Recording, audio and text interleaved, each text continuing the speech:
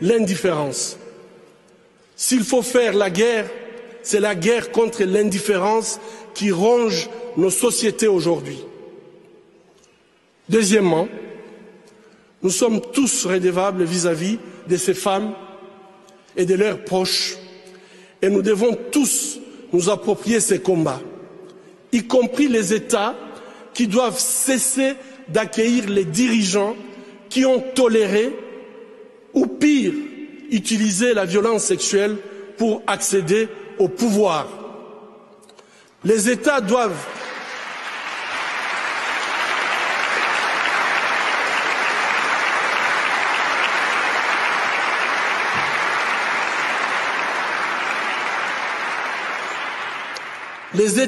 cesser de les accueillir avec les tapis rouges. Et plutôt, les États doivent tracer une ligne rouge contre l'utilisation de viols comme armes de guerre. Une ligne rouge qui serait synonyme de sanctions économiques, politiques et de poursuites judiciaires. Poser un acte juste n'est pas difficile. Poser un acte juste n'est pas difficile, c'est une question de volonté politique.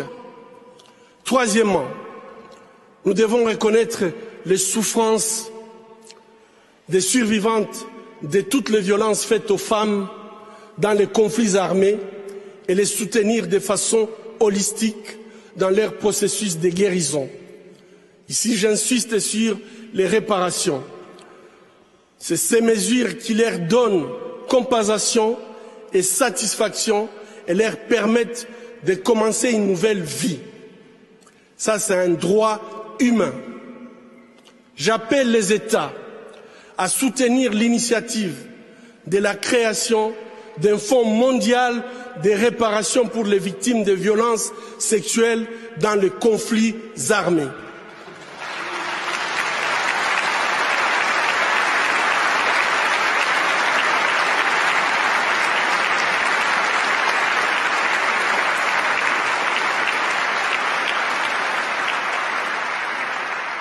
Quatrièmement, au nom de toutes les veuves, de tous les veufs, des orphelins des massacres commis en République démocratique du Congo et de tous les Congolais épris de paix, j'appelle la communauté internationale à enfin considérer les rapports du projet Mapping et ses recommandations. Que le droit soit dit.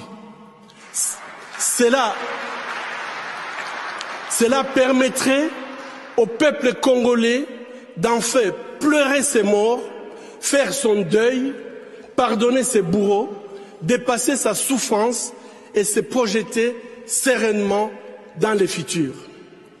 Finalement, après 20 ans d'effusion de sang, de viols et de déplacements massifs de populations, le peuple congolais attend désespérément l'application de la responsabilité de protéger les populations civiles lorsque leur gouvernement ne peut pas ou ne veut pas le faire. Le peuple attend d'explorer les chemins d'une paix durable. Cette paix passe par les principes d'élections libres, transparentes, crédibles et apaisées.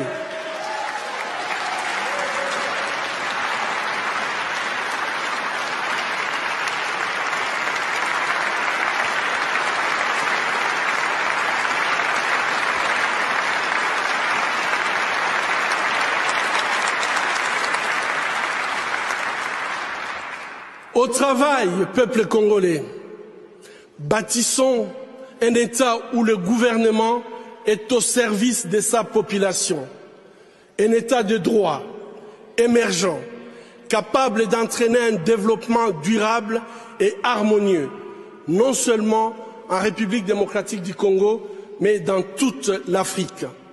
Bâtissons un État où toutes les actions politiques, économiques et sociales sont centrées sur l'être humain et où la dignité des citoyens est restaurée. Vos Majestés,